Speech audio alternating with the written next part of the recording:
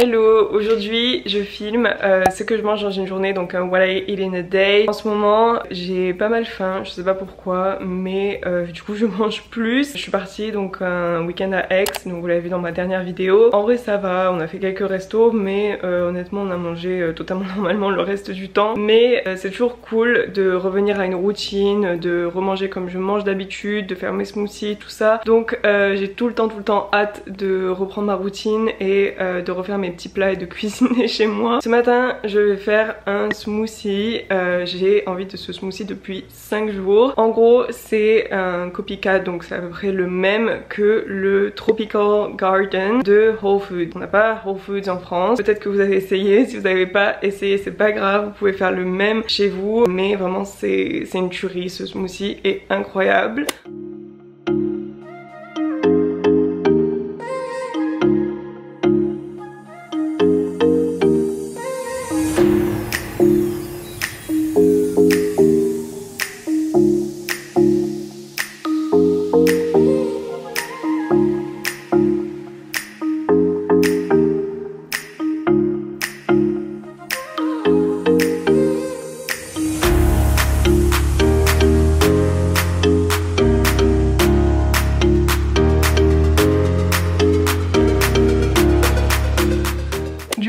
Voilà le smoothie, il a l'air tellement bon, genre vraiment, et en plus sa texture c'est un truc de fou, c'est genre crémeux et en même temps c'est pas trop liquide ni trop solide, ça fait pas un smoothie bowl, donc enfin vous l'avez vu quand ça tombe. Je visais à peine un peu plus foncé au niveau du verre, mais en fait je trouve ça joli aussi. Souvent quand on va dans des restos, des cafés, même Starbucks ou quoi, des fois moi vraiment les smoothies je ne prends quasiment jamais parce que je déteste la texture des smoothies ici et je déteste le goût, les ingrédients qu'ils mettent dedans. Vraiment, genre un jour je vous jure, essayez les smoothies comme ça mais fait maison, mais c'est 10 fois meilleur que ce que vous pouvez acheter.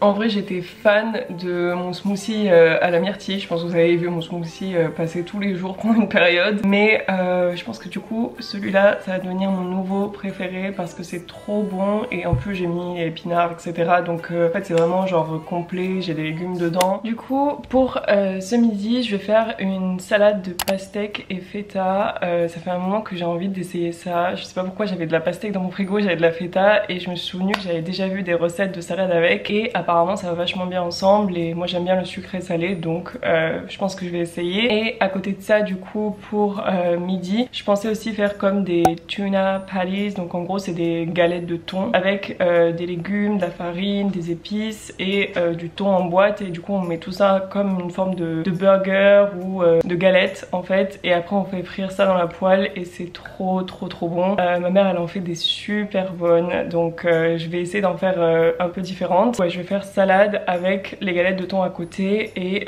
c'est super facile, c'est super bon.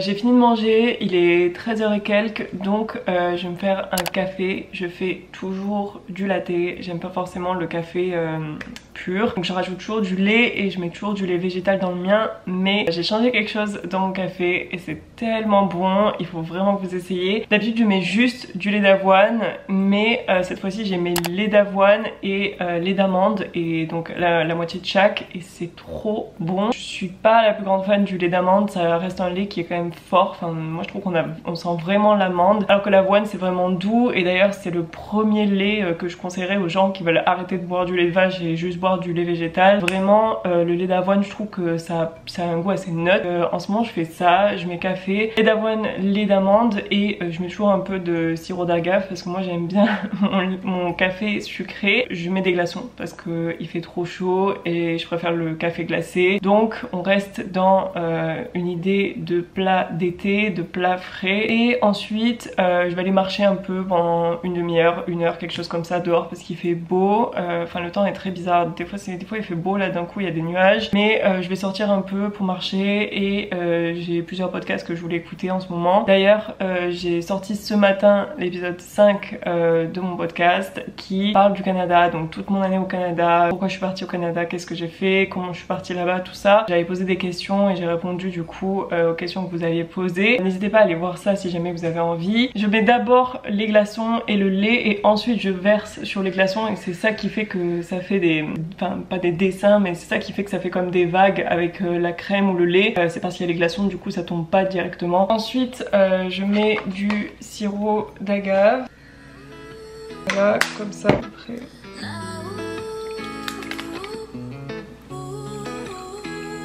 Et ensuite je mets le café.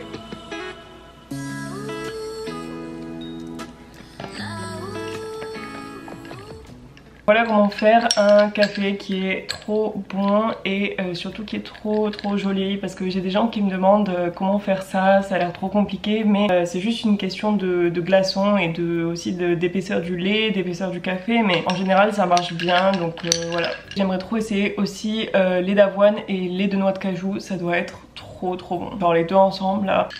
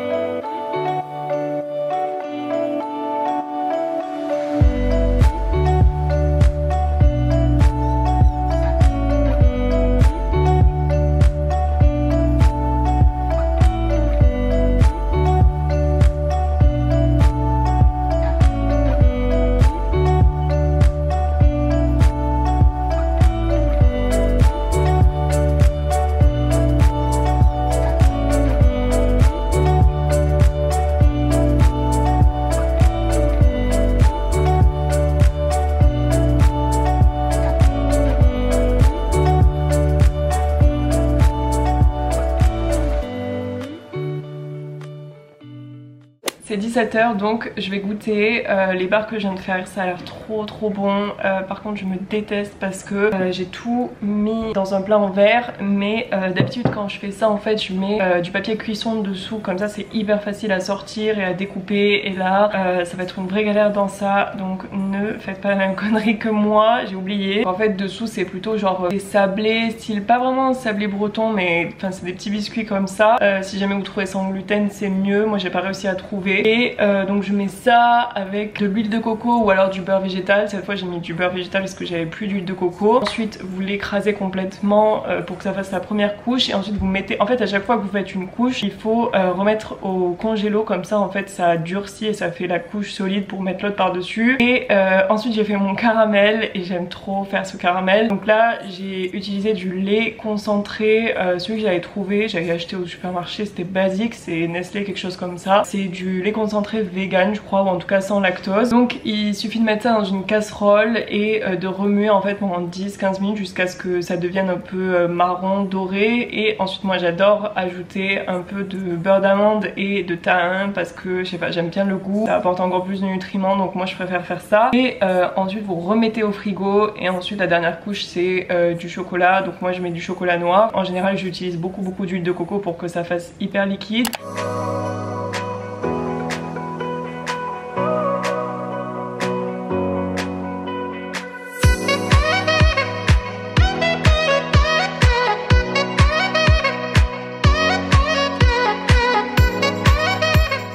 Mais vraiment là le caramel c'est un truc de fou.